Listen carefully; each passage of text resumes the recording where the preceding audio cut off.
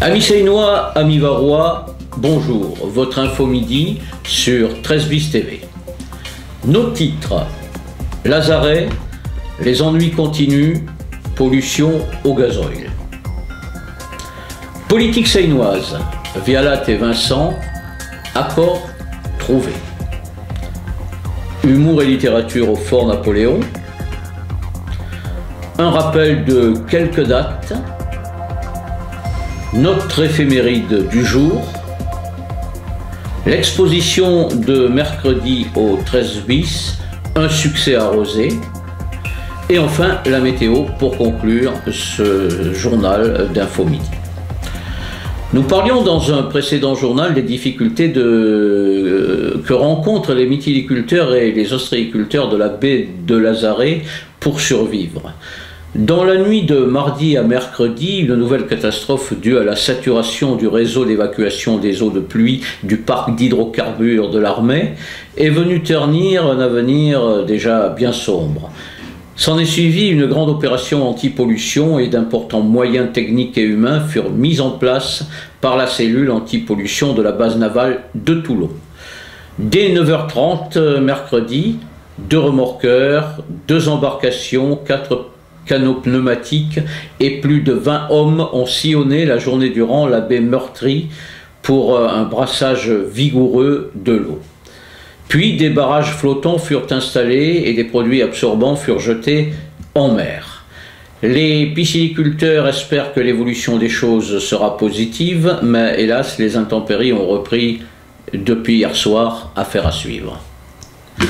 Après ce qui semblait être un désaccord entre Jean-Sébastien Vialat et Gilles Vincent au sujet des cantonales, voire nos précédents journaux, un accord entre les deux hommes paraît s'être institué. Le député-maire de Sifour proposait Joseph Mulet et Nathalie Biquet pour la Seine 2 et Sandy Marchesini et Frédéric Samy pour la Seine 1. Aussitôt, Gilles Vincent, le maire de Saint-Mandrier, annonça sa candidature. D'où le climat conflictuel de ces derniers jours. Finalement, après une réunion entre les deux hommes, un terrain d'entente semble être trouvé. Gilles Vincent serait bien candidat dans le canton de la Seine 1, avec une femme dont le nom n'a pas encore été révélé, surprise, et Joseph Mulet avec Nathalie Biquet, quant à eux, restent en lice pour le deuxième canton. Samedi 22 novembre, le Fort Napoléon recevait les amateurs maladroits. Pas si maladroits que ça, puisque ces comédiens de talent firent des lectures qui captivèrent le public présent. Mise en forme par Serge Baudot sous le titre Humour et littérature, les textes de Pierre Dac, Desproges, Guitry et autres auteurs du grand art de l'humour furent dits avec conviction, voire malice parfois, par Véronique Adam, Martine Patin-Trégé, Pierre-Marie Kurtz, Gilbert Renouf et Serge Baudot lui-même. La vidéo complète est déjà sur 13 bis TV. En voici un extrait. Image, Luc Patin-Trégé. Merci gendarme paternel, merci gendarme avec pitié qui me, considérant comme un petit enfant, m'avait dit ce jour-là: donnez-moi vos menottes. Comment aborder une jolie femme? Pourquoi aborder une femme laide? Il y a un seul cas où il est convenable d'aborder une femme laide. C'est pour lui demander si elle ne connaît pas l'adresse d'une jolie femme. C'est tout ce qu'il y a à dire sur ce sujet. Pour aborder une jolie femme, il faut à tout prix éviter les lieux communs de la drague qui vont de vous habitez chez vos parents, vous venez souvent ici, en passant par...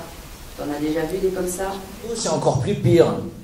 Non, on ne dit pas plus pire, on dit c'est pire et ça suffit. Maman, je ne peux pas me relever. Je ne peux pas, Baptiste. Que fais-tu des négations? C'est comme si que mes jambes seraient mortes à présent. Oh mon Dieu, comme si que. Tu me rendras folle. Combien de fois devrais-je te le répéter, Baptiste? On ne dit pas comme si que. On dit comme si, un point, c'est tout. La troisième fois que Madeleine trompa Jean, Jean dit à Madeleine: pourquoi m'as-tu trompé avec cet homme? Parce qu'il est rigolo, répondit Madeleine. Bon, grommela Jean. Et il se dirigea vers la librairie Ollendorf, où il acheta, à se tordre, l'exquis volume de notre sympathique confrère Alphonse Allais.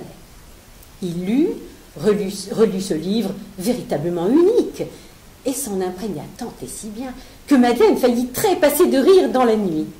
Pour les obstinés du vagin et la femme à la croupe d'acier qui vous donne envie d'être une perceuse à percussion. C'est dire que des myriades d'hommes vont se les disputer. Serge Baudot. Quelques dates à retenir importantes. Un voyage à Buty en Toscane est organisé entre le 13 et le 19 janvier par le comité de jumelage. Ce voyage est ouvert à tous les Seinois. Une réunion de préparation est prévue à 10 h, salle Léon Blum, le samedi 29 novembre, pour les personnes inscrites ou intéressées. L'Assemblée générale ordinaire de la défense du Guet-Versant aura lieu le samedi 13 décembre à 9 h 30 à la bibliothèque André Chédid. L'Assemblée générale de la Fédération nationale des déportés et internés résistants et patriotes, la FNDIRP pour faire court, aura lieu le dimanche 7 décembre à 10 h au foyer du combattant, avenue Aristide Briand. La foire aux jouets, quant à elle, se tiendra du samedi 29 novembre de 9 h à 16 h 30, place Benoît Frachon, plus connu sous le nom de place de la Lune. L'Assemblée générale du Cercle des travailleurs aura lieu pour les adhérents le samedi 29 novembre à 10 h au Cercle rue Laganne. Et vous avez jusqu'au 30 novembre pour vous inscrire afin d'y participer au concours Fenêtres et balcons illuminés. Un téléphone 04 94 06 96 54 04 94 06 96 54. L'éphéméride. Aujourd'hui à 21 h 30 au cinéma 6 Étoiles à Sifour, projection du film Respire de Mélanie Laurent dans le cadre du festival du Chantier du cinéma. L'exposition de peinture Soumier de Michel Marchaudon vous attend toujours au Transborder avenue Gambetta et vous pouvez voir sur 13 bis TV l'interview de l'artiste. L'exposition César Gattegno, quant à elle, se prolonge jusqu'au 29 décembre à la bibliothèque Armand Gatti, du mardi au vendredi, de 14 h 30 à 17 h 30. Une dernière exposition, enfin, Gérard Diaz, botanique de papier, jusqu'au 22 mars, c'est à la Villa Tamaris Pacha. Ce week-end, Parc de la Navale, comme chaque année, a lieu le Salon du Vin. De grands crus, des vignerons sympas, un coin restauration et un verre distribué à l'entrée pour déguster ce divin breuvage à l'intérieur, mais avec modération. Samedi 29, Fort Napoléon, pensez à aller voir les Calendales, 13 bis TV y sera. Ne manquez pas non plus, vendredi soir à 21 h, à la 7e vague, d'aller assister au concert de Jean Simon, auteur, compositeur, interprète seinois, et là, 13 bis TV y sera encore. Hier, malgré la pluie, une centaine de personnes bravant les éléments sont venues au vernissage de l'exposition de Luc Patin-Trégé dans nos locaux. Les images parlant d'elles-mêmes, en voici que nous devons à Michel Chapier. Et un matin, je me suis réveillé en colère. En colère après les informations.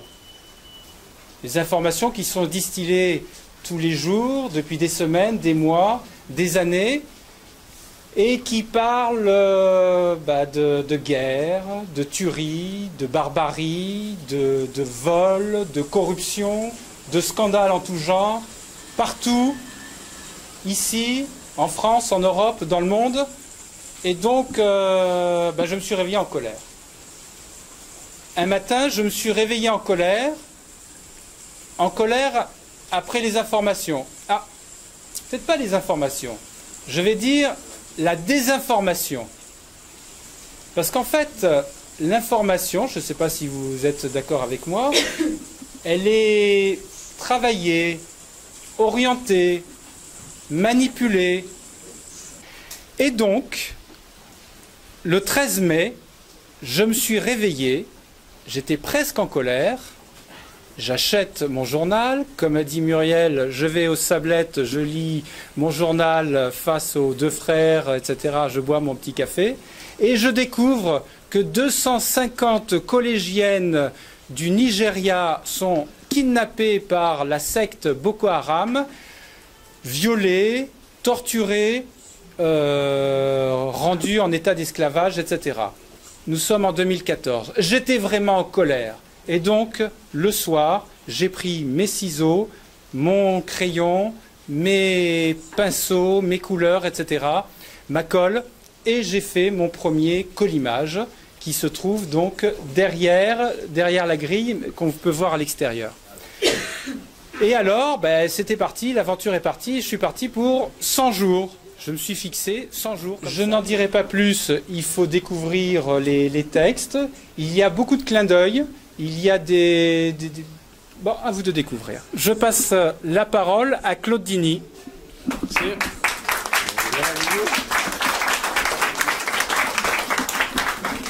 Bon, alors, Luc, il parle sans note, parce que c'est un véritable artiste. Mais moi, j'ai quand même préparé un petit discours. J'ai bien fait mon travail d'élu. J'ai bossé. Donc, je suis ici à double titre, en tant qu'élu à la culture, bien sûr, mais surtout en tant qu'ami de Luc, que je connais depuis... On reconnaît là le message antitotalitaire et profondément humaniste de Luc Patin-Tregère, sa dérision des politiques et des badauds que nous sommes. Toujours le même fil conducteur qui anime cet écologiste de toujours, sincère, la convivialité durable. Merci.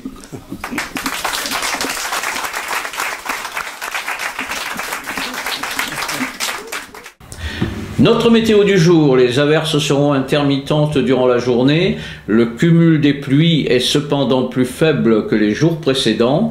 On notera que la décrue des cours d'eau s'amorce et que cet après-midi, l'apparition du vent d'Est qui forcira demain deviendra violent. Attention, lestez-vous. Phrase du jour, s'aimer toujours, pour nombre de couples, ne signifie pas pour autant s'aimer à jamais.